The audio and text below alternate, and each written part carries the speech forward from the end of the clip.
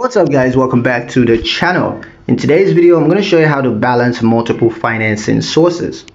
Are you using Fundbox alongside other financing tools? Smart, but only if managed well.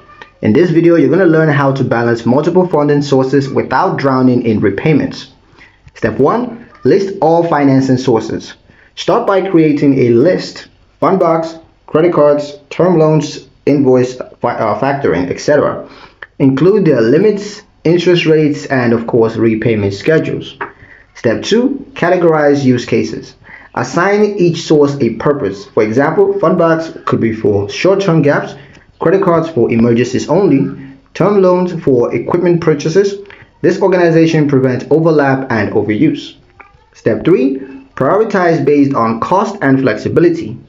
Fundbox typically offers more flexibility than rigid term loans or cards. So for recurring working capital needs, you want to prioritize Fundbox over more expensive or restrictive sources.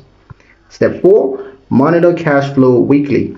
Track inflow versus outflow. Set a threshold so that you never draw from multiple sources at once unless absolutely necessary. Step 5. Centralize repayment tracking. Use a spreadsheet or software to log payment dates, amounts, and interest across all sources. Fundbox's auto deduction helps to keep one less item off your plate. Multiple financing tools aren't a button, they're a strategy. Use Fundbox to create balance, not chaos, in your business cash flow.